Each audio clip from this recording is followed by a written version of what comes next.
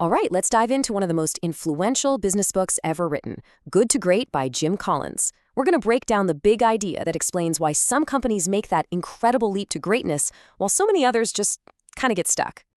The book kicks off with this absolute killer of a line. It sounds simple, right? But it's so profound. See, it's actually pretty easy to settle for being good. It's comfortable. But that comfort, that feeling of being good enough, that's the very thing that stops you from ever becoming truly great. So this is the big question. It's what launched a massive 5-year research project.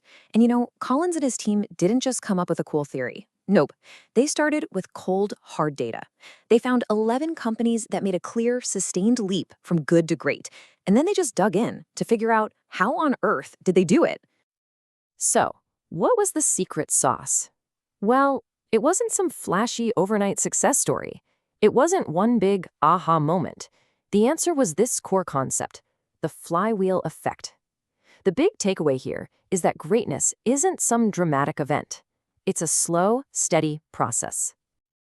I want you to picture a giant, heavy metal flywheel. I mean, it's massive. That first push you give it takes a ton of effort, and it barely moves. So you keep pushing, staying consistent, always in the same direction. For a long, long time, it feels like nothing's happening. But you don't stop. You keep at it with that disciplined effort. And each one of those consistent pushes builds on the last one. It's cumulative. Little by little, momentum builds until eventually you hit this breakthrough point. And all of a sudden, the wheel's own weight starts working for you. And it just starts spinning faster and faster until it seems like an unstoppable force. That is the leap from good to great. Okay, that's the million-dollar question, isn't it? Because it's not just about pushing hard, it's about pushing on the right things. Collins' research found a super clear framework of specific, disciplined actions. These are the pushes that get that heavy flywheel turning. So let's break them down. So the very first push, the thing that starts it all, and this is so important, it isn't about strategy, it isn't about technology, it isn't about vision. It's about people, specifically disciplined people. What's so wild is that the leaders of these good-to-great companies, they weren't the rock star celebrity CEOs you see on magazine covers. Not at all. They were a completely different kind of leader, what Collins calls a level 5 leader. And here's the paradox. On one hand, you have this deep personal humility. These leaders are modest. When things go right, they point out the window to their team. When things go wrong, they look in the mirror and take the blame. But, and this is a huge but, on the other hand, they have this intense, almost ferocious professional will. They're fanatically driven to make the company great, not for their own ego, but for the company itself.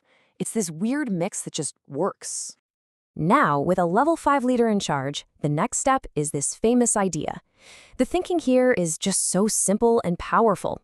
If you start by getting the absolute right people on your team, on the bus, you're ready for anything.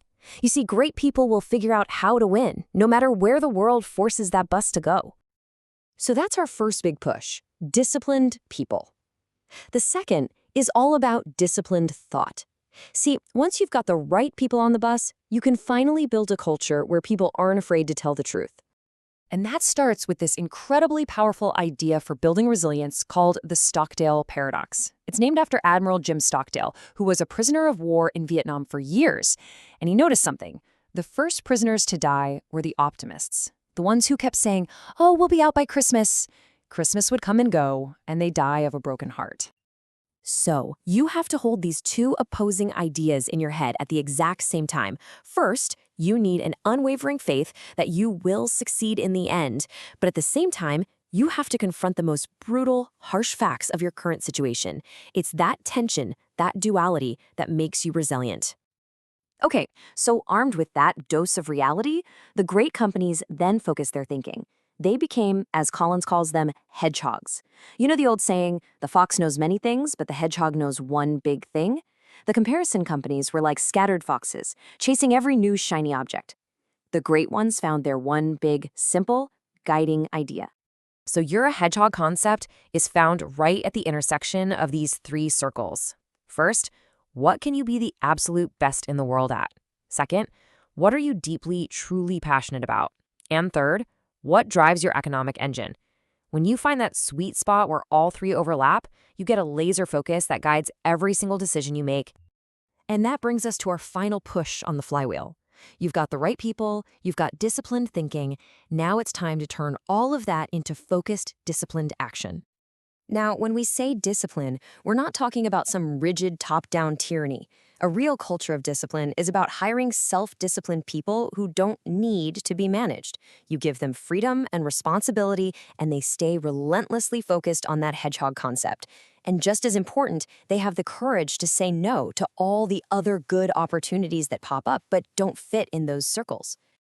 And here's another huge discovery. Technology is never the root cause of greatness. Great companies don't just jump on every new tech fad. Instead, they carefully select and use technology as an accelerator, something to make their flywheel spin faster once it's already moving. It's a tool. It's not a magic bullet. So, you put all this together, and you get the flywheel. But the research also showed what the other companies were doing, the ones that stayed just good. And they were trapped in the exact opposite, something called the doom loop. You can see the difference so clearly here. The flywheel companies stuck to a consistent direction, push after push, building momentum. Meanwhile, the doom loop companies would get disappointing results, so they'd panic and lurch to a whole new program or fad. That would lead to more disappointment, a lot of finger pointing, and then another violent lurch in a totally new direction. It's a truly vicious cycle. So, what's the ultimate takeaway from all of this? It's this powerful idea right here. Greatness isn't about getting lucky. It's not about being in the right industry at the right time. It is a result of conscious choice and the relentless, day in, day out application of discipline. And that kind of leaves us with one final thought to bring this home. When you look at your own team or your company, or heck, even your own career, which part of this whole framework needs the most attention right now? Is it the people? The thinking? The action? What's the very first push your flywheel really needs?